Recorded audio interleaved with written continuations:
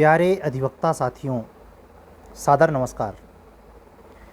सभी अधिवक्ता बंधुओं और बहनों को बहुत सारी अग्रिम शुभकामनाएं।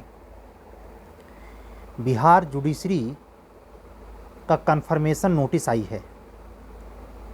आज के थंबनेल पे मैं वही इस पर लगा दूंगा। इत्तेफाक से आप पढ़ने में व्यस्त हों और आपको ये कन्फ्यूजन हो,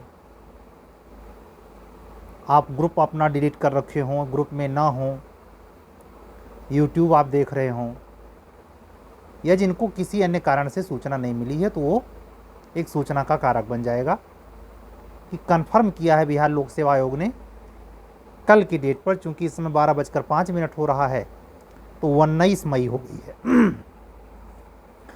18 मई को शाम को नोटिस आई कि परीक्षा राइट टाइम पे होगी। और सबसे महत्वपूर्ण सूचना उसमें ये उपबंधित है कि एक हफ्ते पहले, यानी आपका परीक्षा 4 जून को होना है, तो 4 दिन उधर 3 दिन इधर, यानी 25 से 27 मई के बीच में आपका प्रवेश पत्र आपको डाउनलोड करने के लिए वेबसाइट पर अवेलेबल होगा। ठीक है, तो ये महत्वपूर्ण सूचना थी।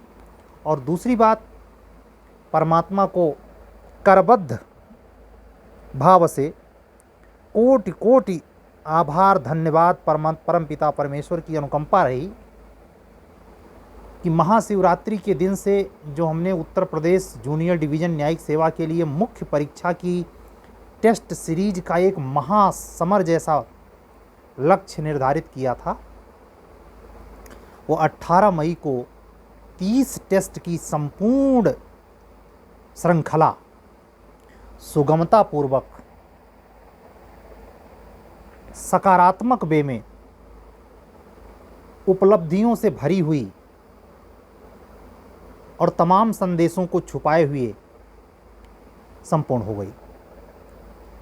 आपको सर्वविदित सत्य मालूम है कि प्रारंभिक परीक्षा की भी इस टेस्ट सीरीज इसी के समानांतर चल रही है। उसका 26वां टेस्ट कल, यानी आज के शाम 9:30 बजे 9:30 PM आपको पार्टनरशिप पर पेपर जाना है। इसके बाद जीएस को अगर मिला लें तो 5 पेपर बिहार के परिप्रेक्ष्य में बचेगा, जिसमें से 3 स्पेशली ऐसे पेपर हैं जिनका उत्तर प्रदेश उच्चतर न्यायिक सेवा से मतलब नहीं है। आपका ध्यान तो ऑलरेडी आपको पता होगा, लेकिन फिर भी मैं अंडरलाइन कर दे रहा हूं कौन कौन से पेपर हैं। पहले ये जान लेते हैं कि कौन कौन से पेपर बचे हुए में से यूपीएचजीएस में हैं। जैसे आज जो पार्टनरशिप 9:30 बजे रात में होगा, ऑलरेडी यूपीएचजीएस में है। इसके बाद हमने तुरंत इसके बाद जो पेपर लगाने की सोचा है, वो एक नेगोशिएबल है। नेगोशिएबल से 1 या 2 सवाल हमेशा अक्सर सेक्शन 138 पूछते हैं यूपीएचजीएस में। 1 या 2 सवाल ये पूछते हैं, एक रहेगा नेगोशिएबल से, तो उसको भी ध्यान में रखते हुए मैंने जस्ट इसके बाद पार्टनरशिप के बाद एक पेपर नेगोशिएबल का रखा है।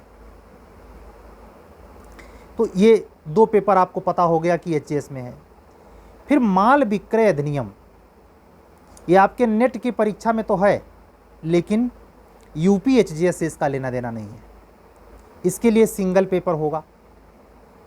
ठीक, और उसके बाद माल विक्रय अधिनियम के बाद एक छोटा सा एक्ट है, लेकिन उस पर कोई वस्तुनिष्ठ खास सवाल बनता नहीं है, स्मॉल काजेज एक्ट से। तो इसको मैंने साइड में किया। अगर 15-20 क्वेश्चन जो भी कुछ मिल सका वो मैं आपको लास्ट वाले पेपर में इंक्लूड करके भेज दूंगा।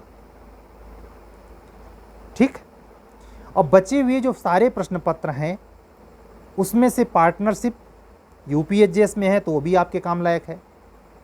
उसके साथ साथ जो नेगोशिएबल है वो भी आपके काम लायक है। यह सारे हो चुका है। ट्रस्ट और इक्विटी का सिंगल पेपर हो चुका है। बाकी आप जान ही रहे हैं, मैं ऑलरेडी बोल रहा हूँ कि 26 पेपर हो चुके हैं। ठीक है, तो बचे हुए पेपर्स में जो आपको देने हैं उसमें आप सतर्क हो जाएं। ये वो पेपर हैं चाहे माल विक्रय अधिनियम हो, चाहे नेगोशिएबल हो, चाहे पार्टनरशिप हो, और चाहे ट्रस्ट और इक्विटी का वो पार्ट रहा हो जो हो चुका। यही वो फेज है जहाँ से जनरली लड़का डिफीट खा जाता है अगर उसने स्पेशल तैयारी नहीं की है। बिहार प्रीलिम्स को ध्यान में रखते हुए, बिहार प्रीलिम्स एक चुनौती है। अब आप जैसे कुछ लोगों को अभी भी भ्रम था, इस सूचना के आने तक भ्रम था कि शायद बिहार जे टल जाए।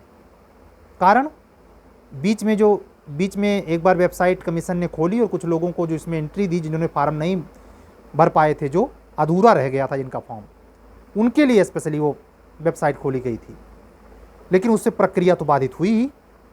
तो उसी को ध्यान में रखते हुए काफ़ी लोग ये अंदाज़ा लगा रहे थे कि शायद 4 जून को परीक्षा ना हो, लेकिन अब होगी। 4 जून को सुबह शाम में आपका पेपर कंप्लीट होना है। उसमें अगर 170 नंबर या इसके ऊपर लाना है तो माइनर के ये सारे एक्ट के, माल विक्रय अधिनियम, नेगोशिएबल, कंपनी विधि, देखिए एक शब्द छूट रहा था, कंपनी विधि भी उत्तर प्रदेश के उच्चतर न्यायिक सेवा में नहीं है, केवल बिहार में है। मर्केंटाइल लॉ का हिस्सा आपको पता है, माल विक्रय अधिनियम भी मर्केंटाइल लॉ का हिस्सा है। तो कहने का मतलब ये है कि ये जो पेपर्स हैं, कंपनी लॉ, नेगोशिएबल, पार्टनरशिप और ट्रस्ट इक्विटी, यही आप ये कुल मिला के आप अगर टोटल करेंगे तो ऐसे मोटा मोटी हम हिसाब बता दे रहे हैं आपको, 4 से 5 4 क्वेश्चन आप मान के चलिए पार्टनरशिप से, 5 क्वेश्चन मान के चलिए आप, 3 से 5, 3 कभी कभी 4, कभी कभी 5 कंपनी लॉ से, 5 4 9 हुआ। 3 क्वेश्चन माल विक्रय अधिनियम से नहीं, 5 क्वेश्चन लगभग माल विक्रय अधिनियम से अच्छा क्वेश्चन पूछते हैं, 10 नंबर। पार्टनरशिप से 3 नंबर, 4 नंबर, 14 नंबर।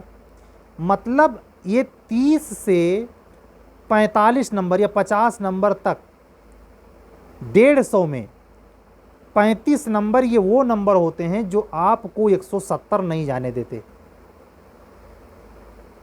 किनके? जिनके कम से कम 60% जीएस में सही होंगे उनके। अगर यहाँ लोचा है और यही होगा, क्योंकि सीआरपीसी ऑलरेडी आपकी तैयार होती है, नॉर्मली आप पढ़ते रहते हैं, समझ रहे हैं। तो जो मेजर लॉ है, सीपीसी, एविडेंस, उसकी मैं बात नहीं कर रहा हूँ, कॉन्स्टिट्यूशन भी मेजर लॉ ही है, एडमिनिस्ट्रेटिव लॉ भी नॉर्मली लीजिए, लेकिन ये पोर्शन जो है यहाँ अगर आप सतर्क नहीं, और अभी भी समय बचा है, मैं कहता हूँ 19 मई को सुबह में भोर में आपके पास ये हमारा वीडियो रिकॉर्डिंग पहुँचेगी।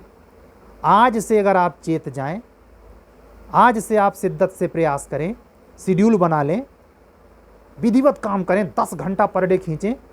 अब कवर करने वाला तभी पा सकता है जब 10 घंटा पर डे ले। अगर वो पहले से पढ़ नहीं रहा है तो 10 घंटा लगेगा। आप समझें, section 5 partnership, section 19 partnership, section 69 partnership, section 34 partnership, समझ रहे हैं। ऐसे ये सारे, ऐसे ट्रस्ट का भी सेक्शन। केवल जैसे आप बेयर एक्ट की तैयारी नहीं किए हैं, मैं आपको स्पष्ट कर दूं, और सोच रहे हैं कि ऐसे यूं ही, वहाँ माइनस मार्किंग है नहीं, तो यूं ही तुक्का भिड़ जाएगा और आप अपने साथ, मैं ऐसे कह रहा हूँ, ये स्वीट पॉइजन है। अब इतना समय तो है नहीं कि लाइन बाय लाइन पढ़ें, लेकिन आपको कभी ना कभी तो पढ़ना पड़ेगा। आपको बताऊं, ये सारे section 8, section 12, section 40, section 26, section 38, 36, ये जो मैं सेक्शन नंबर आपको बता रहा हूँ, इसके उपधारवा आपके दिमाग में होने चाहिए। 5-6 सेक्शन, 5 से लेके 5, 6, 7, 8, ये चारों सेक्शन, खास करके 5, 6 से ज़्यादा सवाल बनता है, लेकिन 7, 8 भी, और 42 के 42 सेक्शन का है नहीं, इंपॉर्टेंट है। तो वस्तुनिष्ठ प्रश्न हल करने, हम ही जैसे टेस्ट सीरीज आपको वस्तुनिष्ठ रूप से लेते हैं, आप हमको हल करके दे रहे हैं 45%, 55%, 60%, 62%, 68% तक मार्क्स बच्चे सही करते हैं। ये उत्साहित खुश होने की बात तब है जब आप बेयरेक्ट भी मार्क किए हों। केवल जो थ्योरी या किसी विद्वान के विचार हैं वो बेयरेक्ट में नहीं होते। एनालिटिकल अगर बेयरेक्ट आपके पास है तो शायद वो भी हो, लेकिन अगर बेयरेक्ट जेन्युइन जनरल है डिग्लॉट एडिशन का, तो आप क्लियर कट जानिए कि उसमें सेक्शन बेस्ड, एक्सेप्शन बेस्ड सब स्पष्टीकरण डिटेल में होता है। लेकिन वो पता तो हो, एविडेंस 14 के जो स्पष्टीकरण है उससे सवाल आते हैं। अब आप इतनी दफ़े हल किए हैं कि आपका स्पष्टीकरण नंबर तक याद हो जाता है। क्या ऐसा ट्रस्ट में है? क्या ऐसा यसारे में है? नहीं है तो क्यों नहीं है? आप जब खोजेंगे तो एक कई कारण पाएंगे। घोड़ा क्यों अड़ा, रोटी क्यों जली? घोड़ा क्यों अड़ा, रोटी क्यों जली? बताइए, क्यों जली? फेरा नहीं गया। रोटी कब जलती है? जब उसको फेरा नहीं गया, मतलब दोहराया नहीं गया। तो जब बढ़ेंगे ही नहीं और डायरेक्ट ले आए, भट्ट से खरीद लाया, और वो भी उस टिक वाले को पढ़ रहे हैं जिसका इंटरप्रिटेशन नहीं है, मजबूरी है आपकी, कोई स्पेशल प्रोग्रामिंग है नहीं। हमेशा ध्यान रखिए, कानून पढ़ने की रीढ़ है बेयर एक्ट। कब पढ़ा जाता है? जब दुनिया चाट समोसे गटक रही है, तब तो आप से मतलब ही नहीं रहता। वैकेंसी आने पर चेतना है, मैं चिल्लाए जा रहा हूं कि एचजेएस में पढ़िए, मत जुड़िए हमसे। जुड़ जाएंगे तो ऐसे में पढ़ा उत्तेजना आ जाएगी। या तो आप दो प्रवृत्ति होंगे, एक हठधर्मी प्रवृत्ति होती है कि कुछ भी मारिए, बाउंस डक कर देना, निकल जाए, तो उसके लिए तो भाई कोई इलाज नहीं।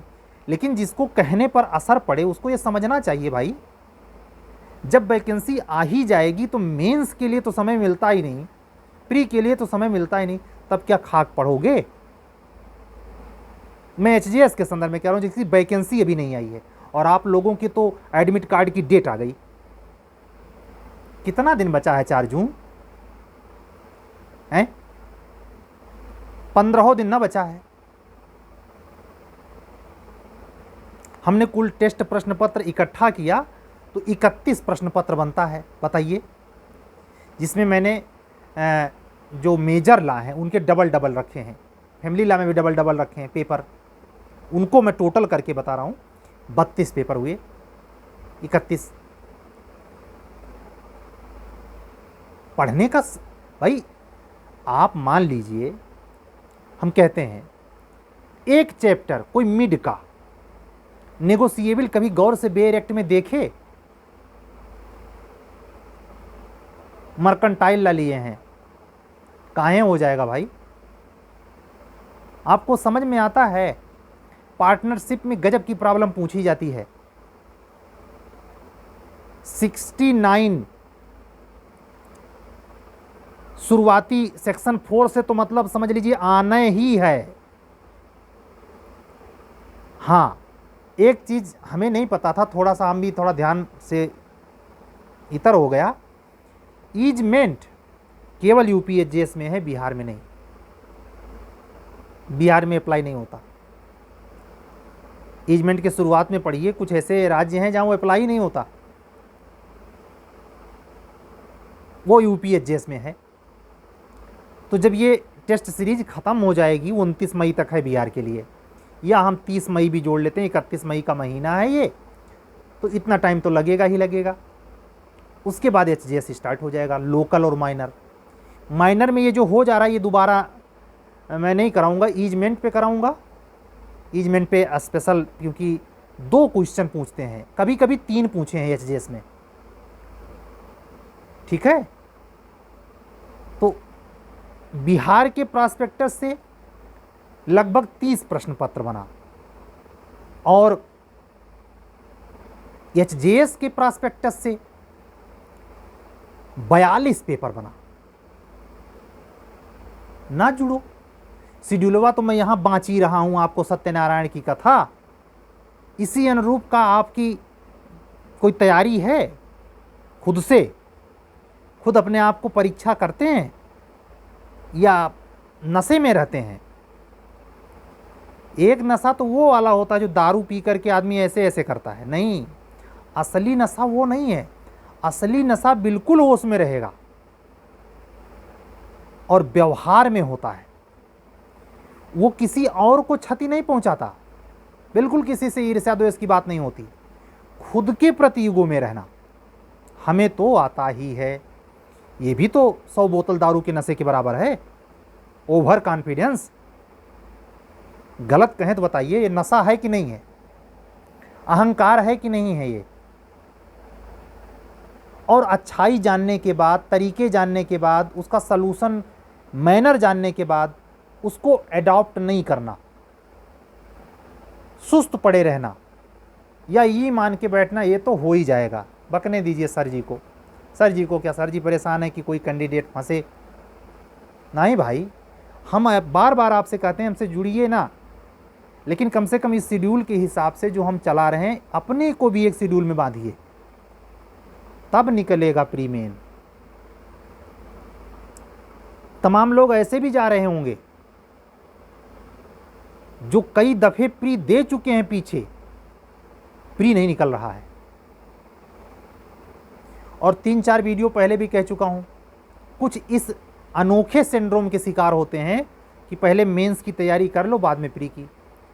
तो इस परिस्थिति में जो वर्तमान में हाई मेरिट जो प्री की बन रही है हर परीक्षा में, हर स्टेट की एग्ज़ाम में, उनके लिए तो ये तो स्वीट पॉइजन से भी बड़ा कोई पॉइजन होता हो, वो डेंजर जोन वाले एरिया में है। वो जल्दी से जल्दी अपने आप को निकालें। हम आपको सही बता रहे हैं, हमारे कहने ना कहने का कोई मतलब नहीं। आप खुद एक फोबिया के शिकार हो सकते हैं। अगर रेगुलर आपका 4 प्री आपका नहीं हुआ तो आप सही बता रहे हैं, वो कॉन्फिडेंस बिल्डअप ही नहीं कर पाएंगे कितनों पढ़ें। और आखिर में इन सीट्स में इतने हाई मेरिट की कंडीशन में वो मेरिट मेंटेन करने में आपको बड़ी ही दिक्कत आने वाली है। तरीका क्या है? तरीका यही, इस कड़ी को तोड़ ही डालें कि हमारा प्री काहे नहीं होता। हाथ धो के पीछे पड़ें। हाथ धो के पीछे पड़ने में ही ये शामिल है, गोलगप्पे नहीं खाना, फालतू के समय नष्ट नहीं करना, बार बार मोबाइल नहीं चेक करना। समय कैसे बचता है? नहीं, फलाने मित्र आए हैं, फलाने रिश्तेदार आए हैं, फला जगह घूमने जाना है, तो जैसे ही आपने अपने इस मेन स्ट्रीम वाले एग्ज़ाम को साइड में किया, नंबर 2 पे किया और नंबर 1 पर आपने कोई दूसरा भी काम लिया, मजबूरी आपकी कुछ भी हो, तो ये किताबिये जो हैं माल विक्रय अधिनियम वाली और ये सारे वाली किताबिये चिल्लाती हैं, ऐसे देखती हैं आपको। जब आप वहाँ से उठते हैं उसको छोड़कर, तब ऐसे उठ के किताबिया खड़ी हो जाती है, ये सारे वाली। अच्छा, तू हमको छोड़ के जा रहा है, हमसे ज़्यादा प्रायोरिटी वाला कोई है, ठीक है जा जा, तो तू उसी के साथ रहना। ये पागलपन वाली भाषा नहीं बोल रहा हूँ। आप अपनी किताबों से बात करिए और की बात के लालच में मत आइए। इस पीरियड में आप अपने प्रेमी प्रेमिका को भूल जाइए, तब निकलेगा। फिर याद दिला दे रहा हूँ, फ्रेश जोन में जाना है बिहार जूनियर डिवीज़न में तो 170 मिनिमम नंबर होना चाहिए। पेपर चाहे वो कितनों टफ बना लें और चाहे कितनों इजी कर दें, ठीक। अगर हमारा ये वीडियो बिहार का कोई कैटेगरी का स्टूडेंट पढ़ रहा है, सुन रहा है, तो इससे आतंकित ना हो। वहाँ के कैटेगरी वाले तो बहुत कायदे से नीचे के लेवल तक हो जाते हैं। मैं ये बात जनरल कैटेगरी को टारगेट में करके मेल फीमेल दोनों के लिए कह रहा हूँ। समझ रहे हैं बात को? इन सब बातों में देखिए 20 मिनट चला गया, लेकिन ये ज़रूरी है। ये आप समझ जाइए, वो व्यक्ति जो पहले ही दिन जब वैकेंसी आई थी उसी समय वो पूरे रिपीटेड क्वेश्चन पढ़ डाला। पिछली बार वो इंटरव्यू दे के गया है। आपको नहीं लगता कि सीटीए उतना नहीं है, पढ़ना चाहिए हमें? हैं? नहीं लगता तो काहे सिलेक्शन हो जाए? आप खुद बताइए, काहे हो जाए आपका सिलेक्शन? आप देखने में अच्छे लगते हैं, आप ऊंची जाति के हैं, आप परिवार आपका बहुत तगड़ा है, आप जिस घर में रहते हैं बड़ा दूर दूर तक नाम है, आपके दादा बाबा जज रहे हैं, इसलिए बगैर पढ़े हो जाए? हाई कोर्ट में यह संभव है, यहां नहीं।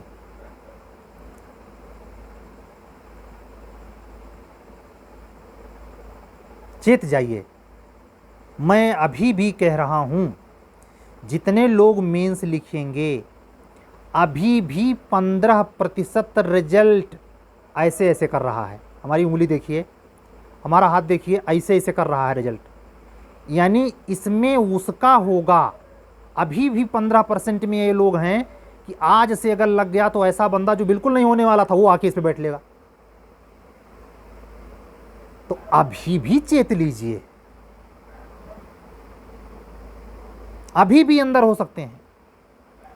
5 दिन बाद ये कहना बंद करूंगा, 25 तारीख से। 25 मई के बाद क्या कहना शुरू करूंगा वो तो सुनबे करेंगे आप, लेकिन संकेत दे रहा हूं अब ऐसे लोग बिल्कुल नहीं होंगे। कैसे लोग? 25 को बताऊंगा,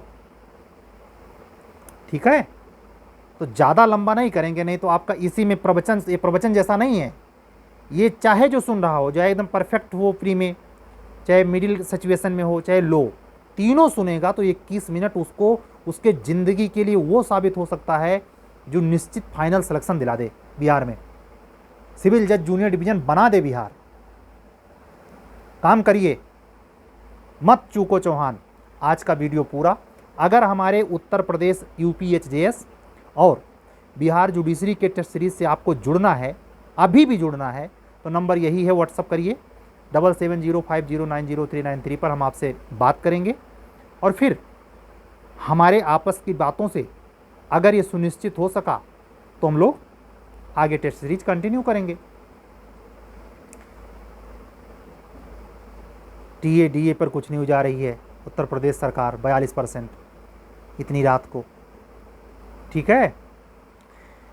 चलिए विदा कर लीजिए, फिर कल मिलेंगे। सबको हमारा जय सिया राम। मेहनत से पढ़िए, चूकिए नहीं। फिर मिलेंगे कल। सत्यमेव जयते। शुभ रात्रि।